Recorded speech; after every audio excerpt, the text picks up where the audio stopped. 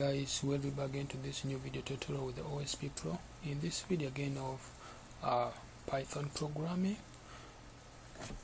we are going to mainly cover at the moment what known as conditional statements. Now, members, if you have not yet subscribed to my channel, please I recommend you please make sure you subscribe to my channel. And now there's something that I have to let you know. We are going to be covering up conditional statement. And now, believe me or not, if maybe guys are from another different background of programming, you'll discover that for sure conditional statement you have been maybe handling them in different programming language, either any or Python or Java or PHP, whatever programming language you have ever happened to cover.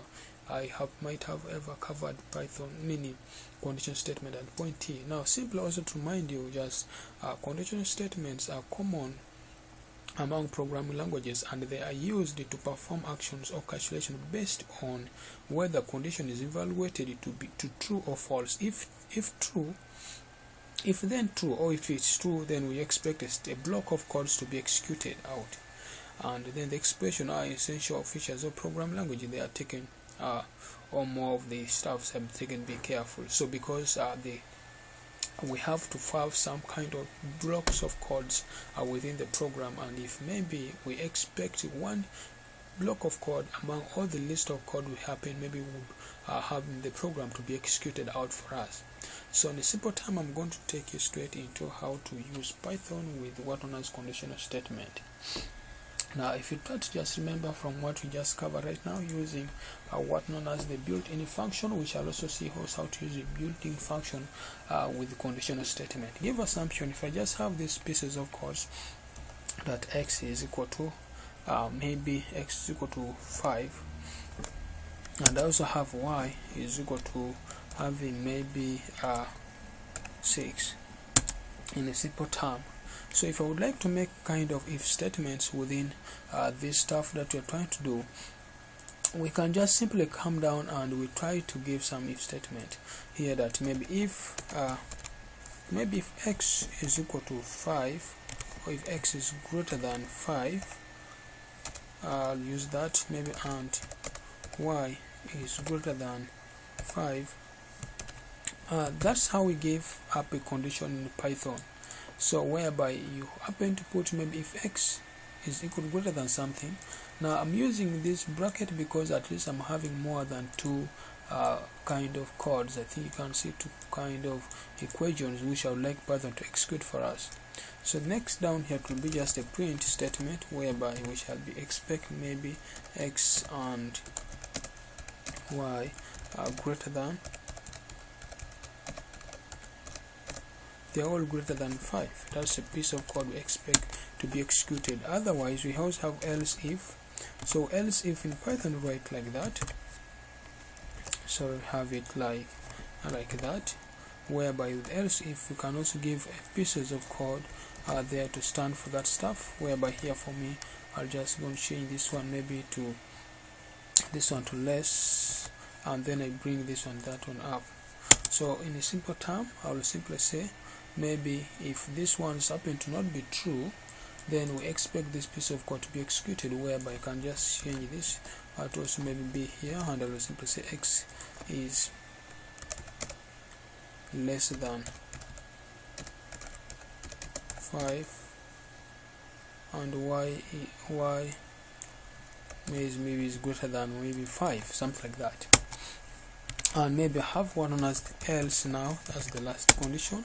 Now I will explain to you guys all of this stuff as maybe we happen to wind up in this program.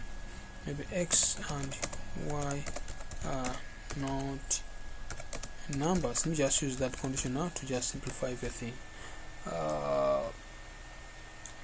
Okay, so I'm just going to go and if I save this, go to file, save as. I save this program in desktop in my project folder called Python tutorials. I'm just going to call it maybe example 2.py. Now this is it. Let me explain to you. If you happen to have here some values here like x is greater than 5, and for x is greater for x equals to 6 and y is equal to 5. If you have here that x is greater than 5 and x is greater than y is greater than 5, we expect this code to be executed because all of these values are greater than 5. Otherwise, if it is not, whereby if x is less than 5 and y is greater than 5, then expect this piece of code to be executed. If not so, if all of those stuffs are not entered by the user, then we would expect this statement this one down to be executed. So let me just try to save the program and run, and I show you what will be executed out. Oh, sorry, I have error somewhere. Let me just remove that error. That error should not have been in there, and that's it.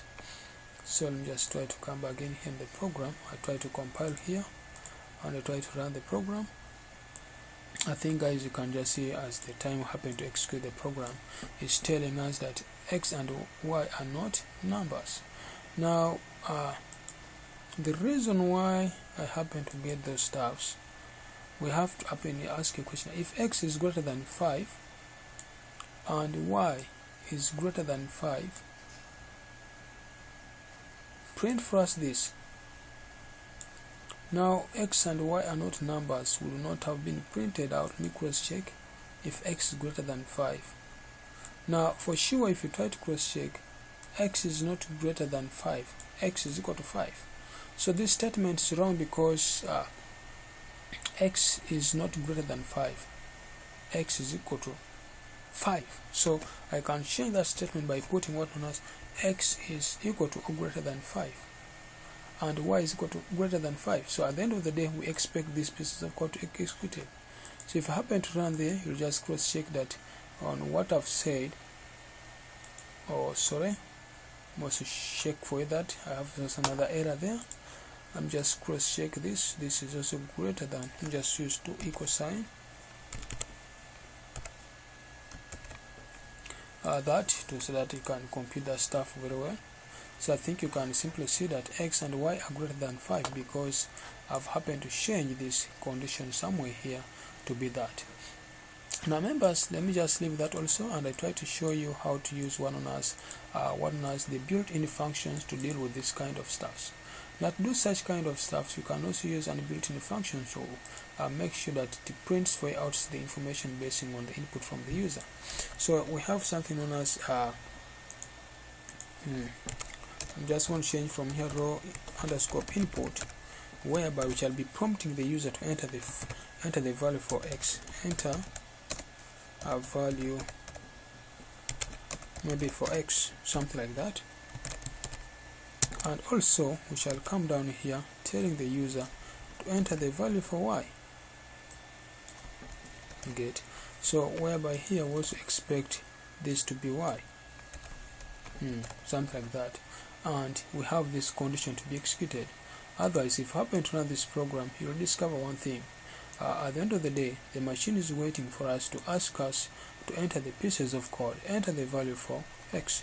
If I enter 2, minute 3, enter the value for y. If I enter maybe 4, you'll discover that x and y are not numbers, because he said here, if these two conditions are not verified to be true, then this other else condition will be executed for us out. Otherwise, if you want this piece of code to be executed for you, then that implies all the values of x should be greater than 5, or should be greater than or equal to 5. So in a simple term, we already said the value of x is 5 and the value of y is 7. Then otherwise, x and y are not. We said for x, enter a value for y, whereby y is greater than 5.